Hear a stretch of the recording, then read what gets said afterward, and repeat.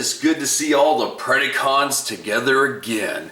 You know, and the more they re-release and make newer versions, I find the original old guys getting phased out. But in today's video, the two cases that we're looking at, you couldn't ask for a better upgrade. So, in taking a look at Blackarachnia right off the bat, we can see that her spider mode is more accurate to an actual Black Widow. Now, the reason I say that is because back in the day, the only other version we had in the original era of Beast Wars was a recolor of Tarantulas, which it's modeled to look like his beast mode, but again, hers didn't quite match up. So it's great to finally see this. And you know, we've addressed this before. Yes, you're going to see robot modes poking out of it, but you know, beast modes are harder to put robot parts into and hide them away than it is for vehicles. Now, when I first got this thing, it kind of freaked me out due to how real and closer it looks to a actual Black Widow. I like the fact that her legs kind of tied all together instead of being that orangey goldish color they were in the show. And I do love the organic styling on her abdomen, so that looks really cool. The only thing I wish is that this had been more accurate, because this would be like an hourglass shape, I think. So, you know what? It's alright. We'll deal with it. Now, here is how she looks with a more recent version of a Beast Wars character, Generations Waspinator. And to be totally honest, guys, as part of the Predacons, they don't look so stylistically different that they would look odd sitting next to each other on the shelf. Oh, it's our boy Megatron, and he looks sick. Oh my gosh.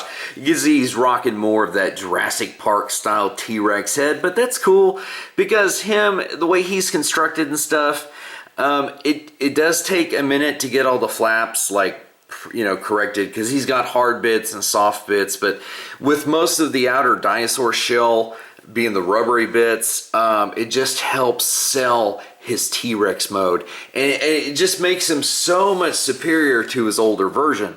Not just color-wise, but I mean, this one, it did its job in the back in the day, but this is just so sick. Oh my god, he looks amazing. Alright guys, I told you we'd do one comparison, so let's get to it. So we can see Megatron just absolutely dwarfs Optimus in beast mode, and he is superposable because, as you can see, he is totally destroying Optimus. So quite a reversal from our last time we saw these two square off.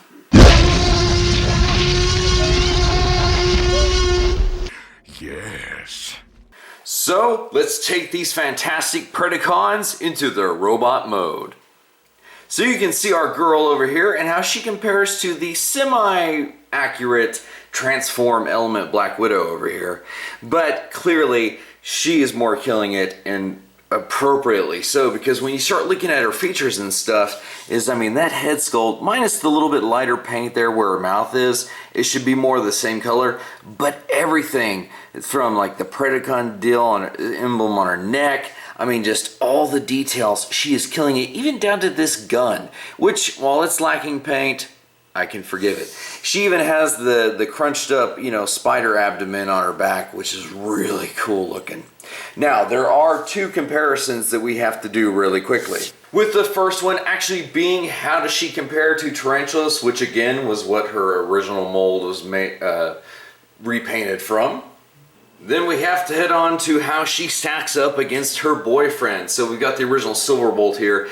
And what's funny is she only in the show came up to about his chest here, but I'm actually okay with her being taller, and he actually still is, ironically enough. So anyway, they still look good together because, of course, they're the OG Beast Wars couple. Or was that Tigertron Air Razor?